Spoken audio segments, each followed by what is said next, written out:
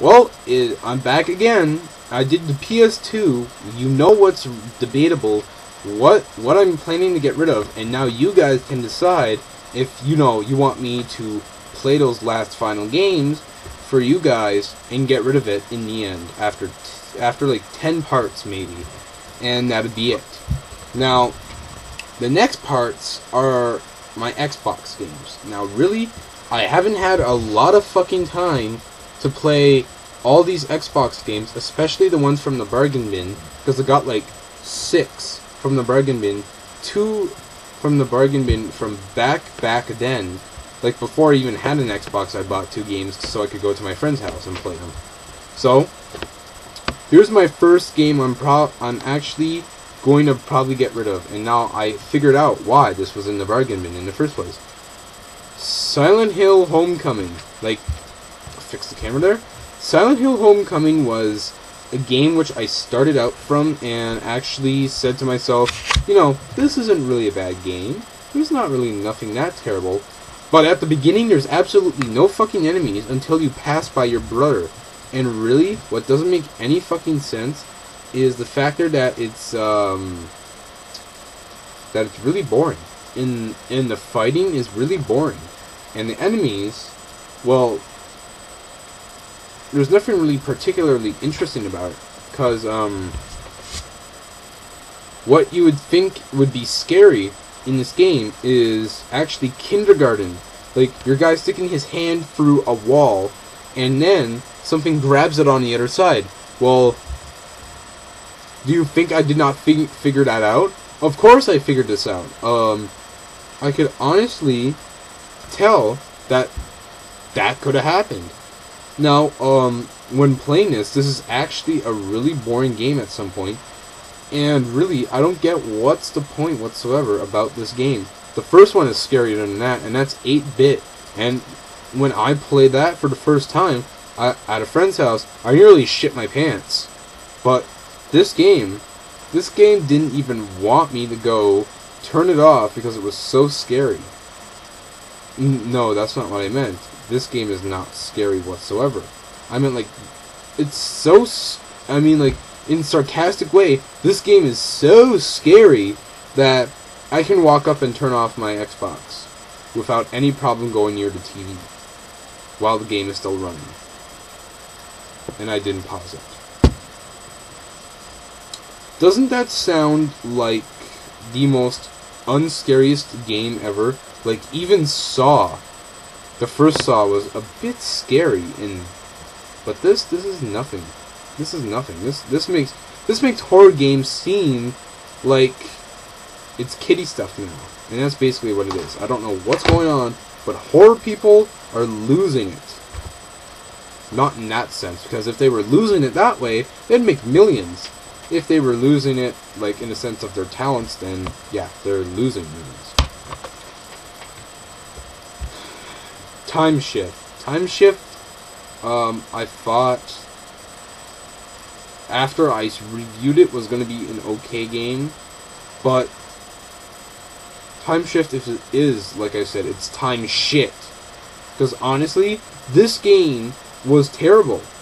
Like, for instance, in a snowy part of the game, you have to know that you have to find an ATV. You have to speed up time a bit for yourself and slow down time a little bit in the real world, and then you can drive through the minefield perfectly unharmed and unscathed. But guess what? They don't mention this to you. They just said, warning, detection ahead.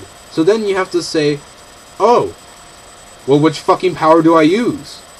You don't reverse, because that would make you too damn slow. You don't pause, because that would make you incredibly slow. You don't. So then you figure out, oh, I have to go forwards. And the game doesn't tell you jack fucking horse shit. Exactly what happens in this fire scene part, I had to predict that I had to rewind time. Because I thought that the flames, they go and they reverse back in the pipe. Well, guess what? I fast forward in order to go fast enough past the flame, and it didn't do jack shit. you know what I had to do? I had to pause. I had to pause time to go through it. Now, I don't know about you, but that sounds like a shitty thing. Like, that doesn't even make any sense. In the same thing in the prison level. In the prison level, I'm supposed to know, the gamer, I'm supposed to know that I'm supposed to go past, I'm supposed to speed up time, go past this gate that's gonna close in me. Like, a detention wing, pretty much. You got 2 gates on each side. They close on you, and then you say, oh, what's gonna happen? Is someone gonna knock me out?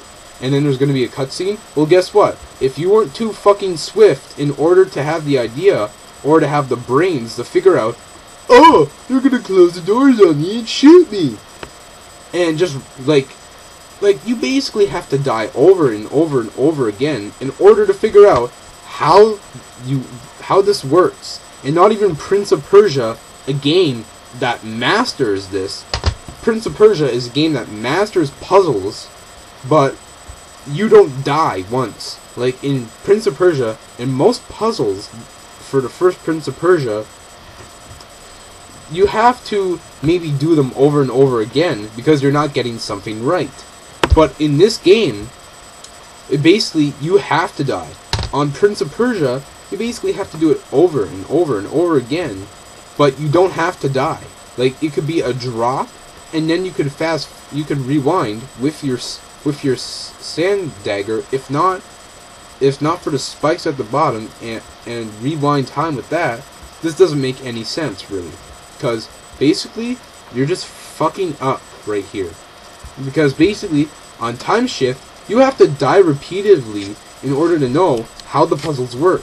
And something like other puzzle games, they actually will make you not redo it over and over and over again if you know what the hell to do. In this game, you basically have to die 5 times in order to figure out what to do. Or at least 3. So, with that, I'm probably going to get rid of Time Shift and play it some more, where I left off. Raven Squad. Now, Raven Squad, it's not a terrible game, but the acting is really terrible and the voice acting is terrible. The voice acting was a piece of crap. Now, because, like, and their faces are so straight, they don't even have a reaction, or, like, they could be like that the entire game and not have a different face action the entire game, and they stay like that. The cinematics are really boring, such as a bunch of guys hiding behind cover, a guy that does a barrel roll, a guy that sneak up doing this little sniper thing there, a guy climbing up a tree and everyone shooting, and then they go back to the guy with a rocket launcher hiding behind a piece of wood, and then you see the 2 guys still doing this little sniper prone thing, going like this in the freaking thing, and then it turns back to the guy who blows up the entire forest, and there you go. The entire cinematic was just that. Yeah, and you can tell my frustration over this piece of shit. And what's even worse is the boss battles, because the first boss battle makes no sense. Basically, if none of your teams will shoot him unless you're in control of that team. Now that makes no sense really. You can't. The other team doesn't move with you. It's basically RTS. But why couldn't the other team move with you when you're in first person? That's what I don't get. What I also don't get about this game is also the factor that basically they decided to come up with this idea that a lot of the achievements are online, and that's what really pisses me off about almost all the games I have for my Xbox. You have to kill 15,000 enemies on multiplayer in order to get an achievement. Well, guess what? That achievement is worth only 20 gamer points, so you're telling me I have to kill 15,000 people in order to get a 20 gamer point achievement? Like, that's horseshit. Like, this is pretty much up for debate. I'm seriously getting rid of this. So that's up for it. Fable 2, well, that's actually my friend's, so you know I can't sell that.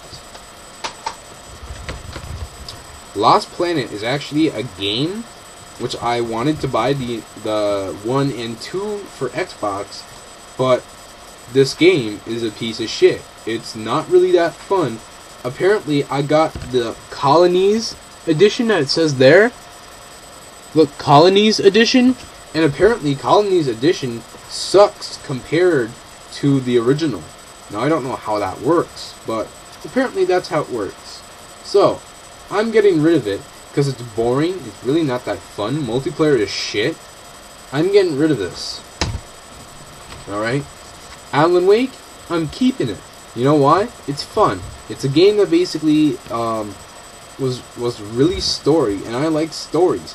Not a lot of my friends like stories. A lot of them say, alright, I'm going to play it on the easiest difficulty, and then I'm going to move to multiplayer. Or they don't even play single player, and they just move to multiplayer. Like, that pisses me off. Are you going to even try single player? Because that's seriously not what a game was just made for, was multiplayer. Yeah, well, fuck you. Play single player, then play multiplayer, and if you want to, play co-op. Like, that makes no sense. That makes no sense. Clive Baker's Jericho is actually a really fun game. Like, at some parts that you have to do, it's really, really hard to do, but man, that thing was bugging me all the time. But really, the one thing that I like about this game is that you're going through different areas. Like 2013 AD, you're going to World War II. You're going to all these different places, and really, what sucks about the game is really just some factors, like they don't tell you where to go. Other than that, it's a really fun game. If they tell you a little, if it helps a little bit easier, like I had to basically walk around as Jones, trying to figure out what the fuck to do, and then it turns out I have to go to an enemy. I have to zoom in on him, and I have to blow him up. So that was really hard to figure out. It took me at least a couple of minutes to figure out what the hell to do. But at least it challenges you. Star Wars The Force Unleashed is actually a pretty fun game. I don't think I'm going to get rid of it. And I don't think I'm going to, like, toss it away. It's a really fun game. And I actually like it. I'm actually waiting for number 2. The Saboteur. The Saboteur is a game I don't think I'm going to get rid of. Because The Saboteur is a cool game. It's basically Grand Theft Auto. Like I said, Mercenaries 2 World in Flames steals too much from Grand Theft Auto.